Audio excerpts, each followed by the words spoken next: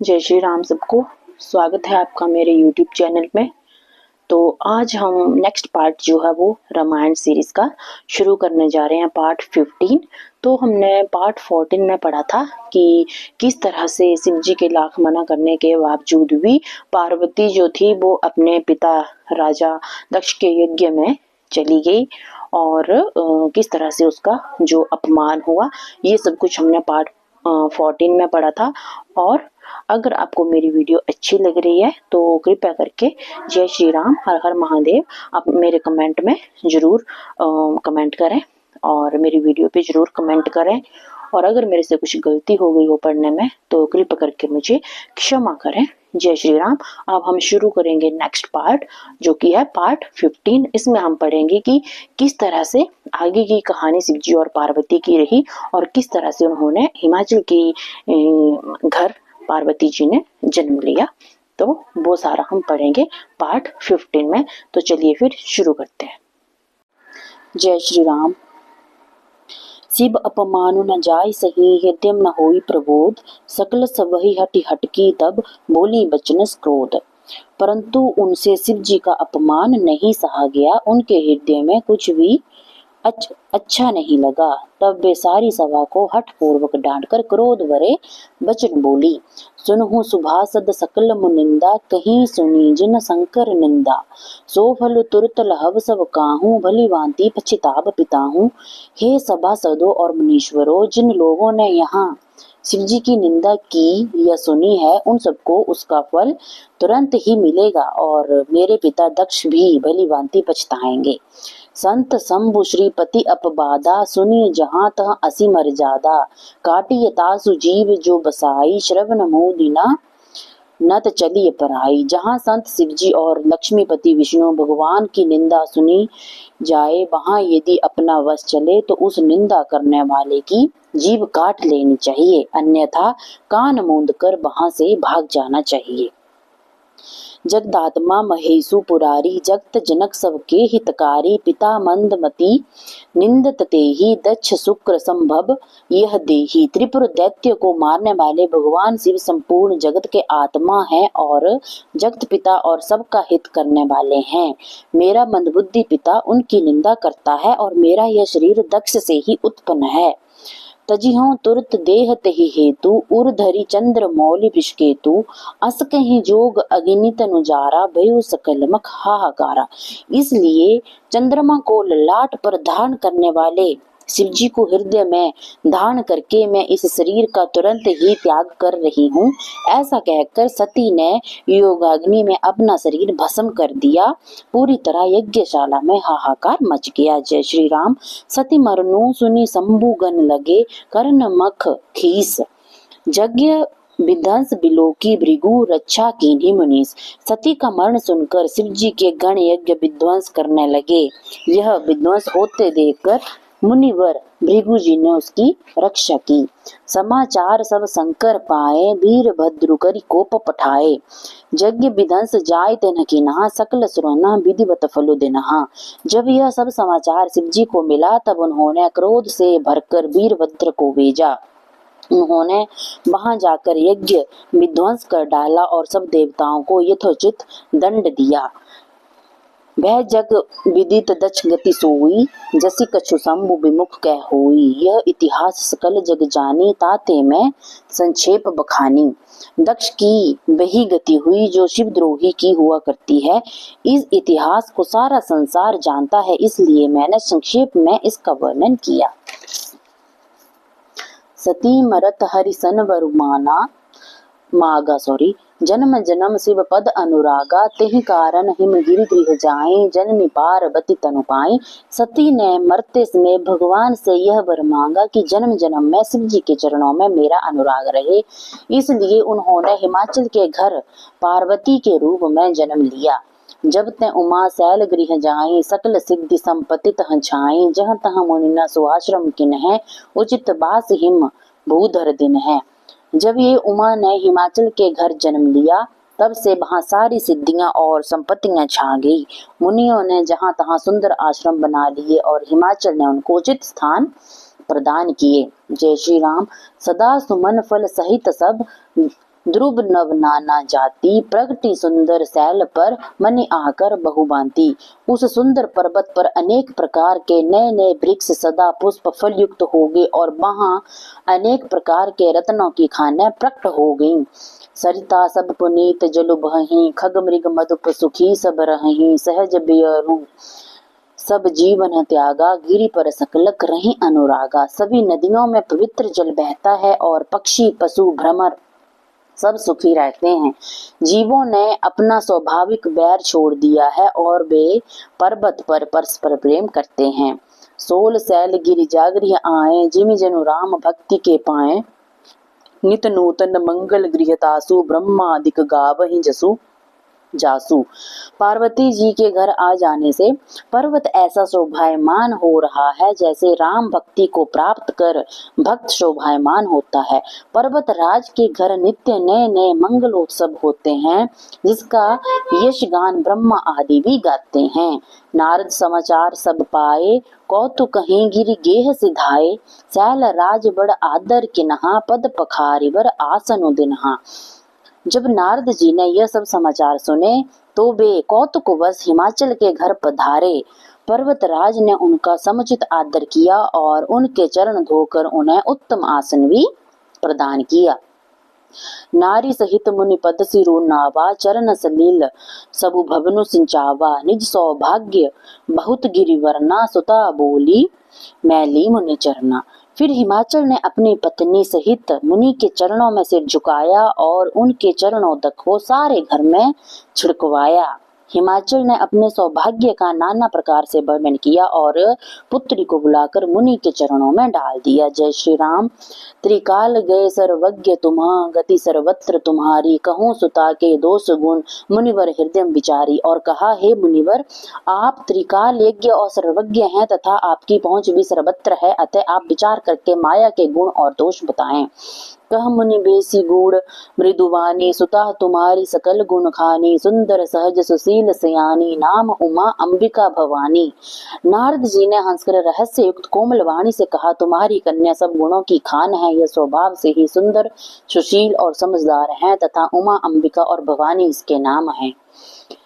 सब लक्षण संपन्न कुमारी, हो ही संतत पिय पियारी। सदा अचल एहि कर अभिबाता, एहि तेजसु पैहि पितु माता। कन्या सब सुलक्षणों से संपन्न है, वह सदा ही अपने पति को प्यारी रहेगी। इसका सुहाग सदा अचल रहेगा, इससे इसके माता पिता भी यशस्वी होंगे। होई ही पूज्य सकल जग माहे, एहि सेवत कछु दुर्लभ नाहि। एहि कर नाम सुमिर संसारा, तरिये चढ़ी हैं पतिव्रत असिधारा। यह सारे जगत में पूज्य होगी, इसकी सेवा करने से कुछ भी दुर्लभ ना रह जाएगा। संसार में स्त्रियां इसका नाम स्मरण करके पतिव्रत रूपी तलवार की धार पर भी चढ़ जाएंगी। शैल सुलक्षण सुता तुम्हारी, सुनहु जे अब गुण दुई चारी। अगुण अमान मातु पितुहीना, उदासीन सब संस्य छीना। हे पर्वतराज, तुम्हारी कन्या सुलक्षणी है, लेकिन इसमें जो दो चार अवगुण हैं वो भी सुन लो। गुणहीन, मानहीन, माता पिता विहीन, उदासीन, लापरवाह। जोगी जटिल अकाम, मन नगन अमंगल वेश। अस स्वामी एहि कहाँ, मिली ही परी हस्त असी रेख। योगी जटाधारी, निष्काम हृदय, नंगा और अमंगल वेश वाला पति इसे मिलेगा। इसके हाथ में ऐसी रेखा विद्यमान है। सुनि मुनि गिरा सत्य जी जाने, दुख दंपति ही उमा हरसानी। नारद हूँ यह भेद न जाना, दशा एक समुझब बिलगाना। नारद जी की वाणी को सत्य जानकर हिमवान और मैना को दुख हुआ, पर पार्वती जी प्रसन्न हुई। नारद जी ने भी इस रहस्य को नहीं जाना, क्योंकि सबकी बाहरी दशा एक जैसी होने पर भी भीतरी समझ भिन्न भिन्न थी। सकल सखी गिर जा गिरि मैना, पुलक शरीर भरे जल नैना। होई न मृषा देव ऋषि भाषा, उमा सो बचनु हृदय धरि राखा। सारी सखियों पार्वती, हिमवान और मैना सभी के शरीर पुलकित थे और सभी के नेत्र जल पूरित थे। देवर्षि के वचन असत्य नहीं हो सकते, ऐसा विचार कर पार्वती ने उन वचनों को अपने हृदय में धारण कर लिया।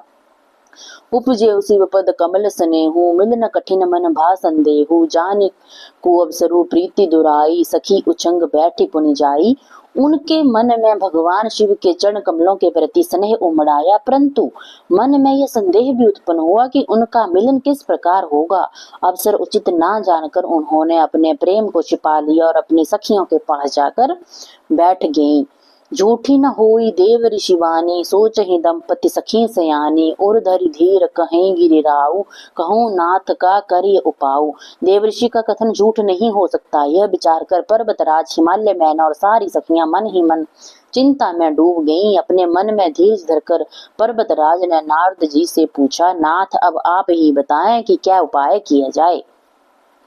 कह मनेस हिमवत सुनु जो, विधि लिखा लीलार, देव दनुज नर नाग मुनि को न मेट निहार। नारद जी बोले, हे हिमवान सुनो, विधाता ने ललाट पर जो कुछ लिखा है उसको देवता दानव मनुष्य नाग और मुनि कोई भी नहीं मिटा सकते। तदपि एक मैं कहूँ उपाय, होई करें जो देव सहाई। जस बरु मैं बर नेव तुम पाही, मिली उमहि तस संशय नाही। तो भी मैं एक उपाय बताता हूँ, यदि देव सहायता करें तो वह सिद्ध हो सकता है। उमा को वर तो निसंदेह वैसा ही मिलेगा जैसा मैंने तुम्हारे सामने वर्णन किया है। जय जय बर के दोष बखाने, ते सब शिव पही मैं अनुमाने।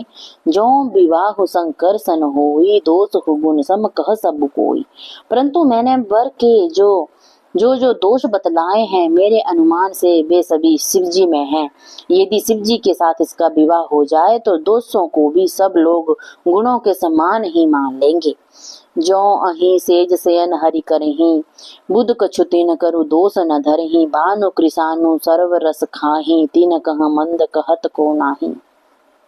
जैसे विष्णु भगवान शेषनाग की सैया पर सोते हैं तो भी विद्युत जन कोई दोष नहीं लगाते। सूर्य और अग्निदेव अच्छे बुरे सभी रसों का भक्षण करते हैं, परंतु उनको कोई बुरा नहीं कहता। शुभ अरु अशुभ सलील सब बहुई, सुर सरि को अपुनीत न कहीं। समरथ कहूँ नहीं दोष गुसाई, रवि पापक सुर सरि कीनाई। गंगा जी ने शुभ और अशुभ इसी प्रकार का जल बहता है, पर कोई उन्हें अपवित्र नहीं कहता। सूर्य अग्नि और गंगा जी की भांति समर्थ को भी कोई दोष नहीं लगता। जय श्री राम। जो अस ही शीसा कर ही नर, जड़ विवेक अभिमान, पर ही कलप भरी नरक महू, जीव की ईस समान। यदि मूर्ख मनुष्य ज्ञान के अभिमान से इस प्रकार होड़ करते हैं तो वे कल्प भर के लिए नरक में पड़ते हैं। भला कहीं जीव भी ईश्वर के समान सर्वथा स्वतंत्र हो सकता है। सुर सरी जलकृत बारो निजाना, कब हूँ न संत करही तेहि पाना। सुर सरी मिले सो पावन जैसे, ईस अनीस ही अंतर तैसे।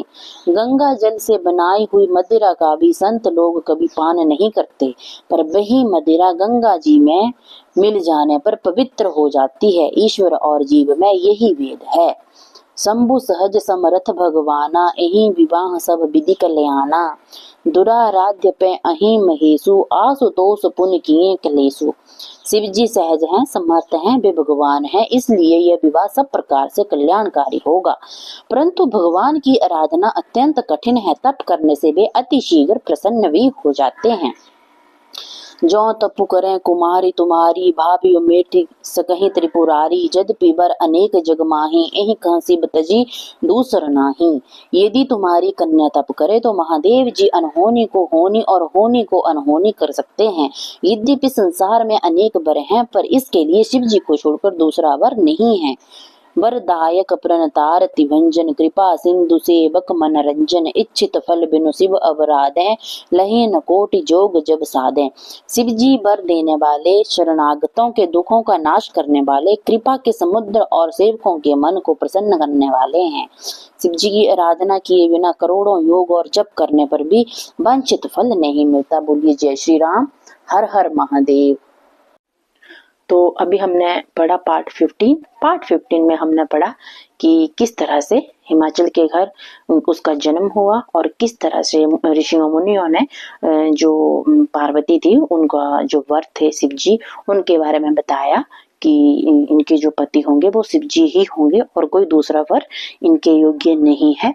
उन्होंने सब कुछ पहले से बता दिया। तो ये सब कुछ हमने पढ़ा पार्ट 15 में। तो अगर आपको मेरी वीडियो अच्छी लगी तो कृपया करके अपने साथियों के साथ जरूर इसको शेयर करें और मेरे चैनल को सब्सक्राइब जरूर करें। आपका बहुत बहुत धन्यवाद। आपके एक सब्सक्राइबर से भी मुझे जो है वो अपने चैनल को ग्रो करने में सपोर्ट मिलेगी, इसलिए मुझे सब्सक्राइब जरूर करें। आपका बहुत बहुत धन्यवाद। तो ठीक है, मिलती हूँ मैं आपसे नेक्स्ट पार्ट में। तब तक के लिए रखें अपना ख्याल और मेरे साथ जरूर कहें जय श्री राम, हर हर महादेव।